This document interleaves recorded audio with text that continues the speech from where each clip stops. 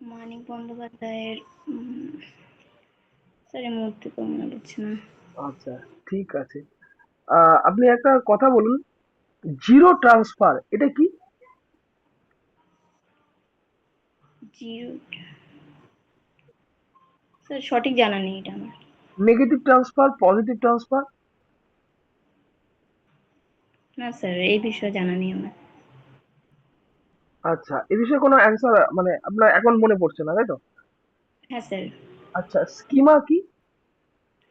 হ্যাঁ sir, schema হচ্ছে একটি নির্দিষ্ট একটি সময়ের কিছু তথ্য সময়ের একককে বলা হয় স্কিমা। মানে কিছু জ্ঞান আমাদের আহ, আগে থেকেই আমাদের মস্তিষ্কে থাকে, তথ্য সমূহ আমাদের মস্তিষ্কে এককভাবে থাকে, সেটি হচ্ছে স্কিমা, মানে জ্ঞানের অ্যাসিমিলেশন? একক। হ্যাঁ স্যার। অ্যাসিমিলেশন?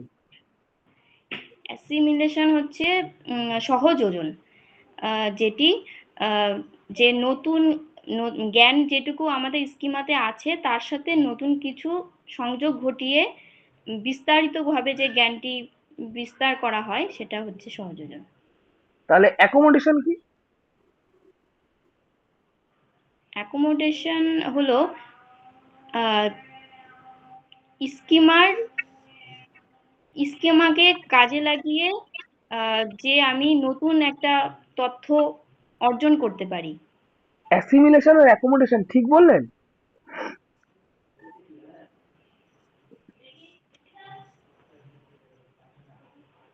একটু দেখবেন, একটু বাড়িতে বই দেখবেন, ঠিক আছে? অ্যাডাপ্টেশন কি? অ্যাডাপ্টেশন হচ্ছে অভিযোজন। আহ, স্যার এটাও আমাকে দেখতে হবে একটু। আচ্ছা, জিন পিয়াজেট কটা স্তরের কথা বলেছে? পেঁয়াজের 4টি স্তরের কথা বলেছে। স্যার, সংবেদন সঞ্চালনমূলক স্তর, তারপর রয়েছে